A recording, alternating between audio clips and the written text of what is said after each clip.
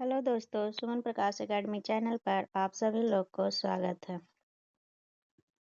आज हम class 7 geography chapter 1 पढ़ने जा रहे हैं। इसका चैप्टर का नाम है पर्यावरण। ये सीटेड पेपर फर्स्ट और सेकंड या TR4 BPSC के लिए बहुत इम्पोर्टेंट है। हम NCERT बुक इसलिए पढ़ने का कोशिश कर रहे हैं या पढ़ाने का कोशिश कर रहे हैं कि इसमें से लाइन बाय लाइन क्वेश्चन पूछता है। बहुत लोग क्या करते हैं, बुक पढ़ नहीं पाते हैं, तो ये वीडियो के माध्यम से आप लोग पढ़ने का कोशिश करें ताकि लाइन बाय लाइन पढ़ सकें कभी भी। तो हम शुरू करते हैं। लंबी छुट्टियों के बाद जब रवि स्कूल जा रहा था तब उसने देखा कि उसके स्कूल के निकट के खेल के मैदान में खुदाई हो गई थी। वही एक मैदान उनके खेलने के लिए वहाँ पर था। लोगों ने बताया कि वहाँ अनेक फ्लैटों वाली एक बड़ी इमारत बनेगी। जब रवि को समझ में आया कि मुलायम घास, गेंदों के फूल एवं तितलियां वाला विशाल मैदान अब हमेशा के लिए नष्ट हो चुका है, तो उसकी आंखों से आंसू छलकने लगे। उसने यह बात अपने सहपाठियों को बताई। सुबह की सभा में प्रधानाचार्य ने बहुत उदासी से कहा, देखो कैसे हमारा पर्यावरण बदल रहा है।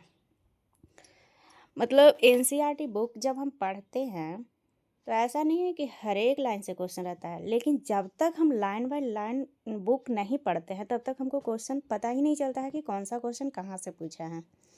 सीटेड का पेपर फर्स्ट हो या सेकंड हो, ज्योग्राफी, हिस्ट्री और सिविक्स, ये तीनों बुक को 6 से लेके 8 तक पढ़ना बहुत ज़रूरी हो जाता है। ये पेपर 2 के लिए सीटेड, और सीटेड पेपर फर्स्ट के लिए 1 से लेके 5 तक पढ़ना बहुत ज़रूरी हो जाता है पर्यावरण। तो अब सीटेड का एग्ज़ाम होगा क्योंकि फॉर्म तो भरा गया है, उसके लिए काफ़ी इम्पोर्टेंट है NCERT पढ़ना। हम लोगों को पढ़ने का टाइम नहीं मिलता है तो NCERT पढ़ नहीं पाते हैं लाइन बाय लाइन बुक के माध्यम से। तो आप लोग ऐसा करें दोस्त कि जब भी टाइम मिले तो वीडियो को प्ले करके छोड़ दें और अपना सुनते भी रहें, कोई और भी काम करते रहें, और इसके माध्यम से आप NCERT बुक पढ़ भी लेंगे। एक बार में नहीं याद होगा, 2 बार 3 बार 4 बार अपना सुने, इसी तरह से आपको याद हो जाएगा, ताकि सीटेड पेपर फर्स्ट और सेकंड और BPSC TR4 में काफ़ी मदद मिलेगा। तो फिर से हम पढ़ना शुरू करते हैं कि कक्षा में पहुंचकर रवि ने अपने शिक्षक से पूछा, पर्यावरण क्या है? जो कुछ भी आप अपने आसपास देखते हो, शिक्षक ने बताया। रवि कहने लगा, इसका अर्थ है स्कूल, भवन, मेज, कक्षा में रखी कुर्सियाँ, यहाँ तक कि खुला मैदान, सड़क, कूड़ा करकट, मेरे दोस्त, ये सभी हमारे पर्यावरण के अंग हैं।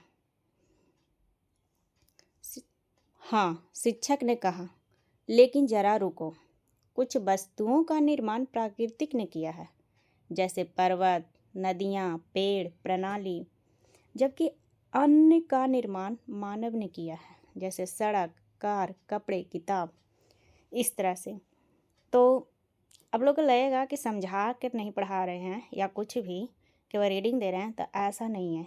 NCERT बुक ऐसा बुक है कि आप पढ़ते चलेंगे तो उसका क्वेश्चन भी मिलेगा और उसी का आंसर उसी बुक में मिलेगा। तो ये पूरी तरह से अपने आप में विख्यात है।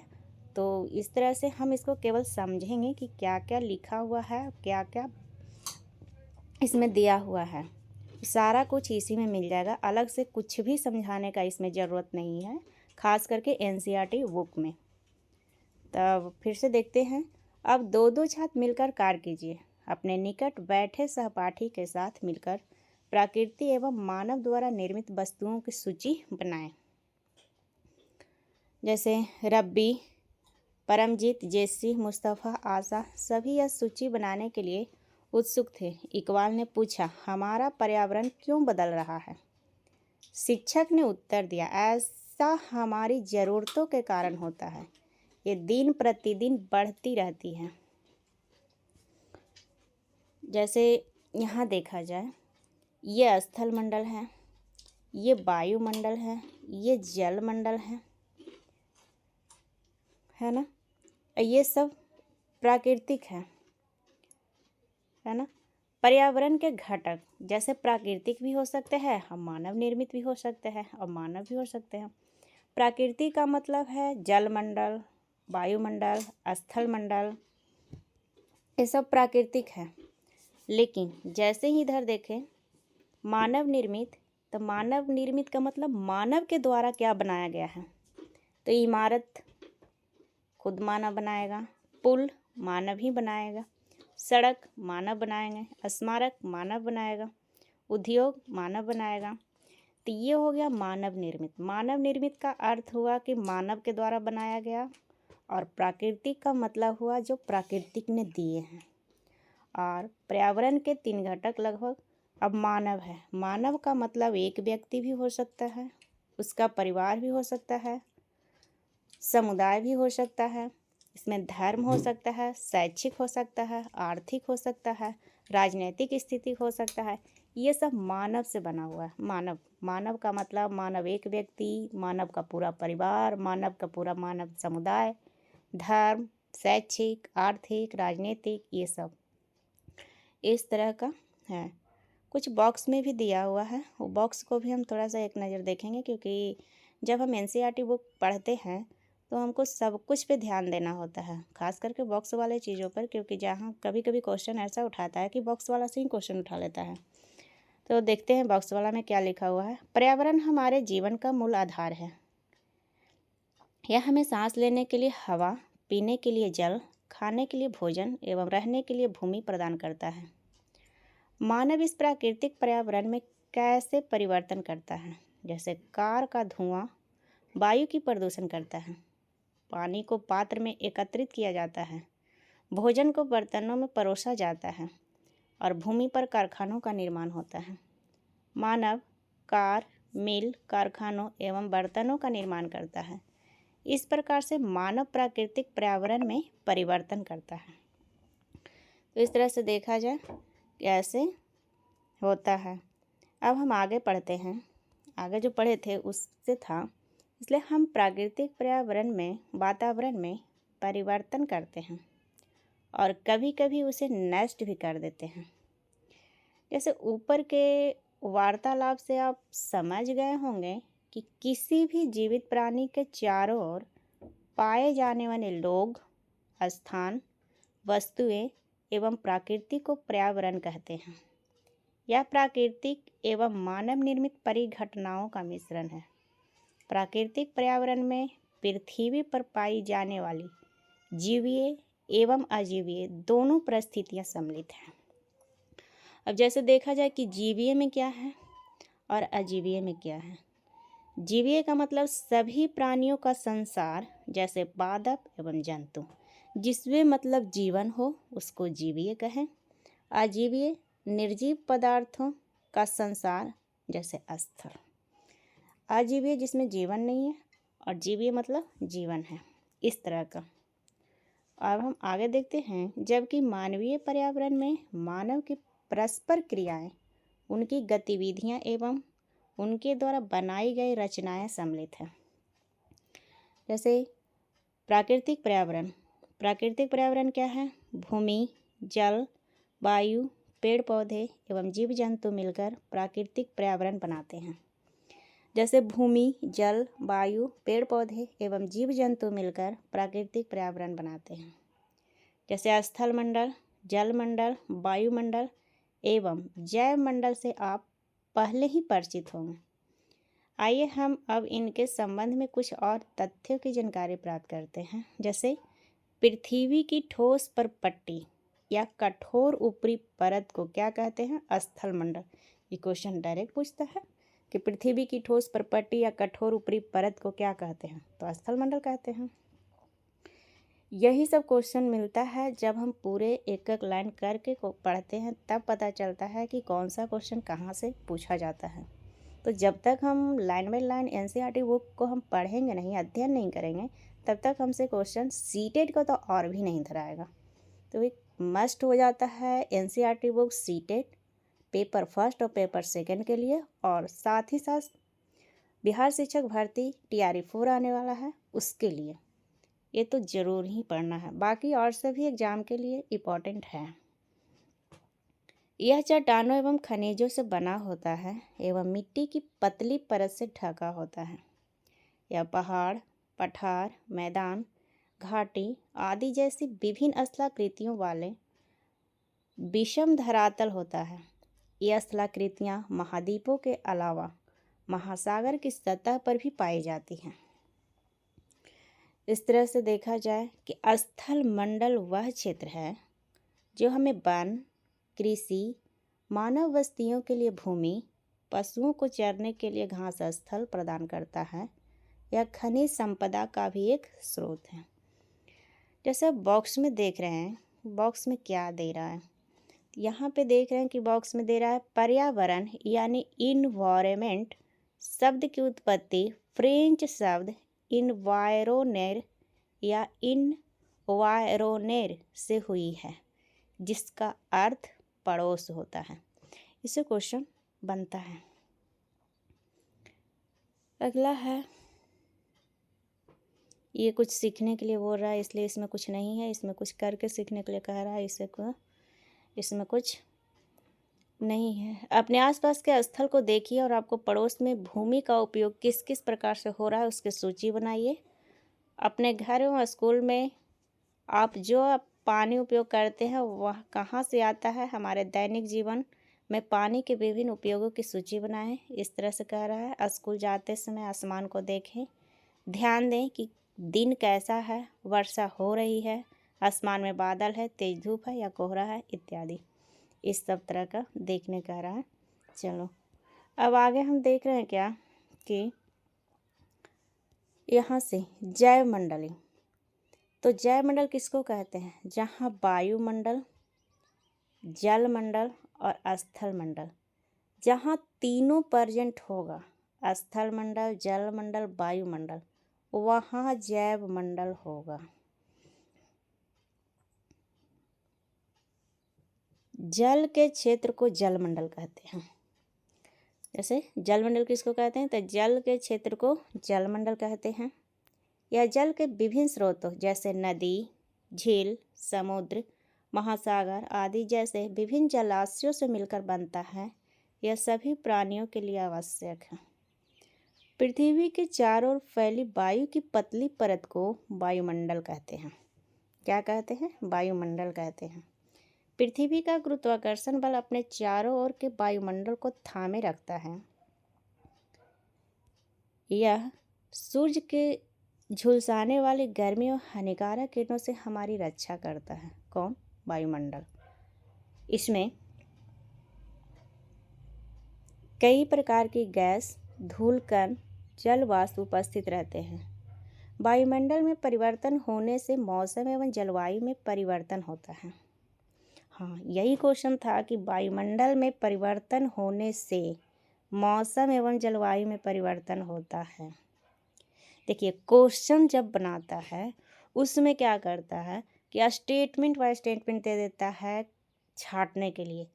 जब वायुमंडल के बारे में पूरी तरह से हमको याद रहेगा तब ये पता चलेगा कि वायुमंडल में परिवर्तन होने से मौसम में जलवायु में भी परिवर्तन होता है, तब पता चलता है, तब क्वेश्चन छट पाता है। पादे पर जीव जंतु मिलकर जैवमंडल या सजीव संसार का निर्माण करते हैं। पृथ्वी का वह संकीर्ण क्षेत्र है जहाँ स्थल, जल एवं वायु मिलकर जीवन को संभव बनाते हैं। हम पहले ही अभी चित्र में देखें कि जहाँ स्थल मंडल, जल मंडल और वायुमंडल होगा वहाँ जीव मंडल होगा। जीव मंडल का मतलब जीवन संभव हो। अगला आप देख रहे हैं यहाँ पे किसमें क्या लिख रहा है? पारितंत्र क्या है? वह तंत्र जिसमें समस्त जीवधारी आपस में एक दूसरे के साथ पर्यावरण के उन भौतिक एवं रासायनिक कारकों के साथ परस्पर क्रिया करते हैं जिसमें वे निवास करते हैं। ये सब ऊर्जा और पदार्थ के स्थानांतरण द्वारा संबंध है। इसे क्या करें आप लोग दोस्त कि वीडियो प्ले करके और नोट्स भी धीरे धीरे बनाएं कि कहाँ कहाँ इम्पोर्टेंट क्वेश्चन है और उस तरह से पढ़ें, वीडियो देखें, लिखें, तब ये फ़ायदा होगा। खास करके सीटेट पेपर फर्स्ट और सेकंड बीपीएससी TRE 4 और अदर एग्जामिनेशन के लिए। ये तो पूरी तरह से बुक है, लाइन बाय लाइन है। इसको जब तक पढ़ेंगे नहीं तब तक पता चलेगा नहीं कि कहाँ से क्वेश्चन निकलता है। एक बार, दो बार, तीन बार, चार बार अपने आप बुक नहीं पढ़ पाते हैं तो कोई बात नहीं, वीडियो को प्ले कीजिए और यहाँ से पढ़ने के लिए शुरू कीजिए। और अगर वीडियो अच्छा लगे तो लाइक करें, कमेंट करें, सब्सक्राइब करें और आप लोग सपोर्ट करें दोस्त, ताकि मैं प्रतिदिन ज़रूर वीडियो डाल सकें, हम बना सकें। आप लोग सपोर्ट कीजिए ताकि मुझे भी हौसला बढ़ेगा, तो हम प्रतिदिन एक चैप्टर तो ज़रूर पढ़ा देंगे और वीडियो डालेंगे इसमें, ताकि आप लोग भी इसे पढ़ पाएँ। आगे, पारितंत्र क्या है? रवि की कक्षा के एक एनसीसी कैंप में जेसी ने आश्चर्य से कहा, कितनी मूसलाधार वर्षा हो रही है। इसे मुझे अपना केरल याद आ गया। तुम सबको आकर देखना चाहिए कि कैसे हरे भरे खेतों एवं नारियल के बागानों में लगातार बारिश होती रहती है।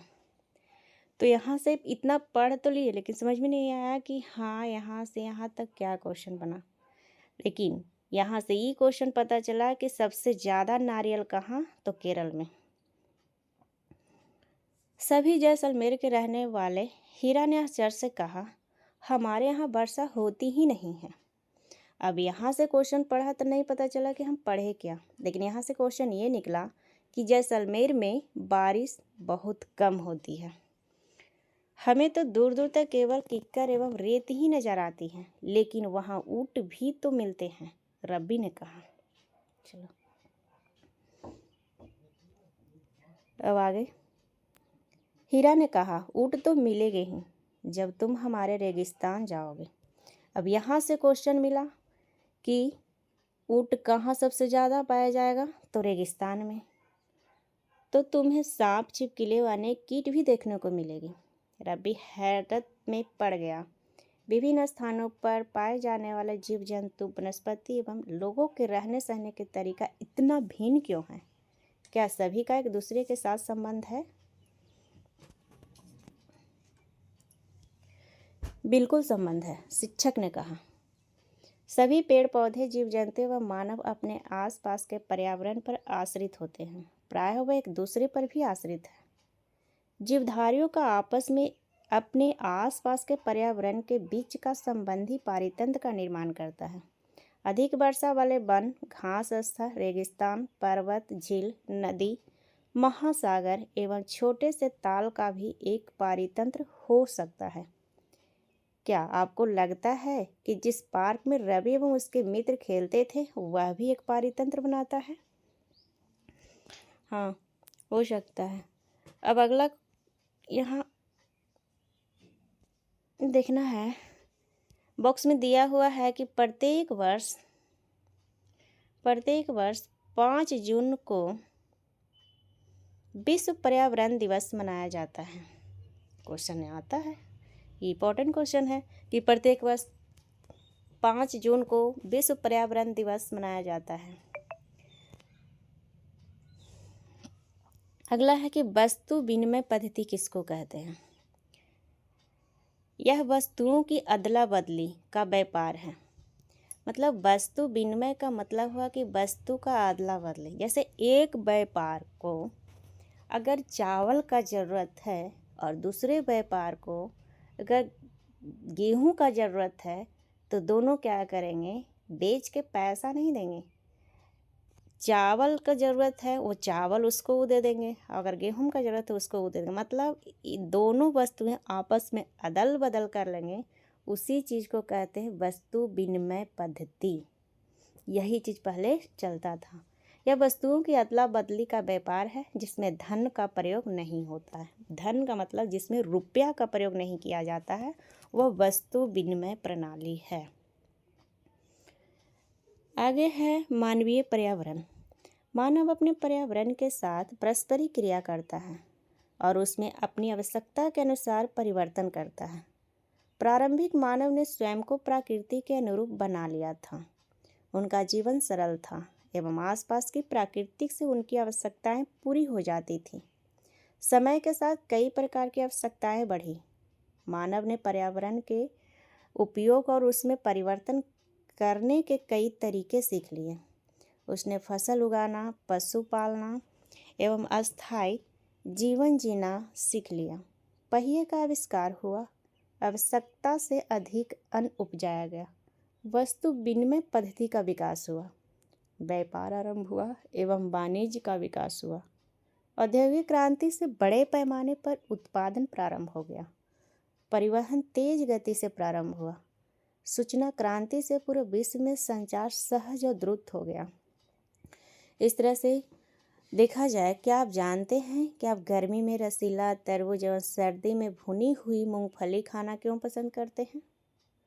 प्राकृतिक व मानवीय पर्यावरण के बीच सही संतुलन होना आवश्यक है। मानव को पर्यावरण के साथ सामरस्यता से रहने एवं उसका उपयोग सीखना चाहिए।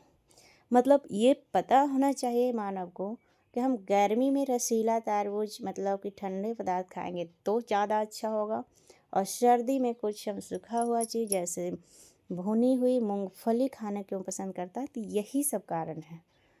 रवि की कक्षा में मिजोरम की एक लड़की है नूरी। वह अक्सर अपने स्थान की हरियाली की बात करती रहती है। खेल का मैदान नष्ट होने के कारण रवि की उदासी देखकर नूरी ने उसे आने वाली छुट्टियों में अपने घर यानी मिजोरम आने को कहा। रवि के शिक्षक ने सभी बच्चों से कहा कि छुट्टियों में जिन स्थानों पर जाएंगे वहाँ के भूदृश्य, घरों एवं लोगों के क्रियाकलापों का चित्र बनाकर लाएं।